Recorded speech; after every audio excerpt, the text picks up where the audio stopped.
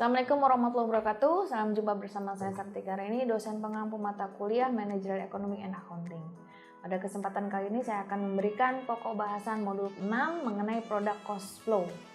Baik, mari kita mulai.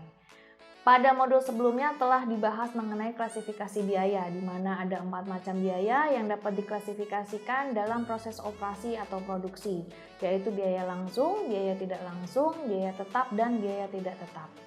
Berikutnya akan dibahas mengenai product cost flow untuk mengetahui cara menempatkan biaya-biaya tersebut dalam perhitungan. Ya, pertama-tama yang harus dipahami dalam proses flow dari pembuatan suatu produk sehingga dapat diidentifikasi biaya-biaya apa saja yang dapat dihitung dari setiap prosesnya. Berikut sedikit gambarannya. Mulai dari bahan baku atau raw material diolah menjadi barang setengah jadi, lalu diassembling menjadi barang jadi, lalu dikemas atau di packing untuk bisa dikirim ke customer. Untuk detailnya bisa dilihat dari slide-slide berikut ini.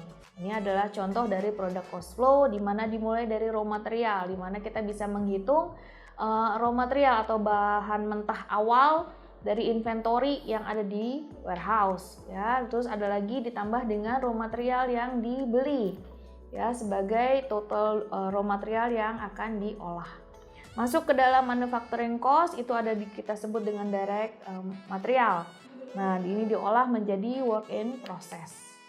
Dari manufacturing cost kita bisa lihat bahwa di situ ada direct material, ada direct labor, dan ada manufacturing overhead yang menjadi total manufacturing cost, di mana semua ini akan menjadi produk yang work in process. Dalam work in process di situ juga akan ditambah lagi dengan proses-proses di mana untuk di-assembling atau diolah kembali menjadi barang jadi. Ya, dari situ kita bisa lihat hasilnya yaitu berupa cost of manufacture atau cost of goods sold. Dari cost of goods sold nanti kita bisa menjadi finished good yang tadi itu adalah hasil akhir dari suatu produk atau jasanya tadi. Ya. Nah, dari situ bisa kita buatkan dari pelaporan secara akuntansi maupun secara keuangan, ya, atau biasa disebut dengan manufacturing cost. Nah, ini contoh slide-nya yaitu manufacturing cost flow dibagi 3 di mana terdiri dari biaya-biaya, lalu ada balance sheet inventories, dan ada income statement expenses. Di mana dalam cost atau dalam biaya terdiri dari material purchases, ada direct labor, ada manufacturing overhead, dan juga selling and administrative. Nah, material purchase itu secara balance sheet inventory itu masuk ke dalam raw material. Dan dalam direct labor dan manufacturing overhead itu akan menjadi total biaya dari work in process.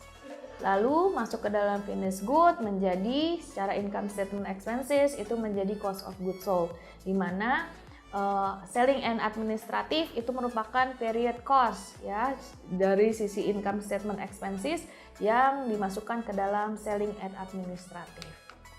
Dari cost flow manufacturing tadi dapat disimpulkan bahwa IE harus mampu mengidentifikasi biaya-biaya yang terdapat dalam proses operasi atau produksi, mulai dari biaya bahan baku, biaya tenaga kerja, dan biaya overhead. IE juga merupakan orang yang paling mengetahui mengenai proses operasi dan produksi, mulai dari perencanaan, pelaksanaan, dan pengendalian, sehingga dapat membantu manajer atau pimpinan tertinggi dalam pengambilan keputusan dengan memberikan informasi yang tepat dan akurat. Baik, demikian sedikit mengenai pokok bahasan dari modul 6. Semoga teman-teman bisa mempunyai sedikit gambaran mengenai product cost flow. Semoga bermanfaat dan dapat dipahami. Terima kasih. Wassalamualaikum warahmatullahi wabarakatuh.